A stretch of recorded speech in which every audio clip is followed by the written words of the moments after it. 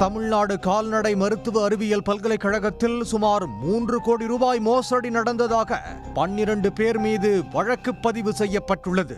பல்கலைக்கழகத்திற்கு சொந்தமான 12 வங்கி கணக்குகளில் இருந்து 3 கோடி ரூபாய் மோசடி செய்யப்பட்டது எப்படி? சென்னை மாதவரத்தில் உள்ள தமிழ்நாடு கால்நடை மருத்துவ அறிவியல் பல்கலைக்கழகத்தின் இயக்குனரும் தமிழ்நாடு தேர்வு கட்டுப்பாட்டு அலுவலருமான கார்த்திகேயன் ஆவடி காவல் ஆணையரகத்தில் புகார் ஒன்றை அளித்துள்ளார்.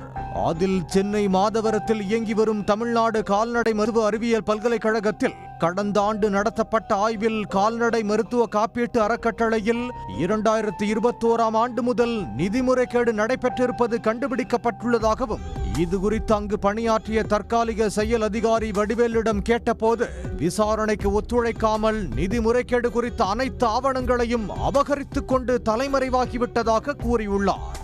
இதில் பல்கலைக்கழகத்திற்கு சொந்தமான வங்கி கணக்குகளில் இருந்து கால்நடை மருத்துவ காப்பீட்டு அறக்கட்டளை தற்காலிக சிஇஓ வடிவேல், கால்நடை நல கல்வி மைய பெண் உதவியாளர் ரஜினி உட்பட 12 பேரின் வங்கி கணக்கிற்கு 2,85,38,000 ரூபாய் பணம் முறைகேடாக அனுப்பப்பட்டுள்ளது தெரிய வந்துள்ளது. குறிப்பாக பல்கலைக்கழக இயக்குனரின் கையெழுத்தை போலியாக போட்டு நிதி முறைகேடு நடந்திருப்பதும் கண்டுபிடிக்கப்பட்டுள்ளது என்று புகார் தெரிவித்துள்ளார்.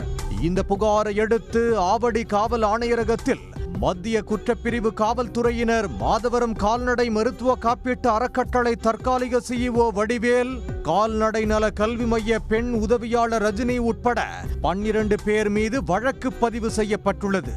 தற்காலிக செயல் அதிகாரி வடிவேல் தலைமறைவாக உள்ள நிலையில் பெண் உதவியாளர் பணியிடை நீக்கம் செய்யப்பட்டுள்ளார்.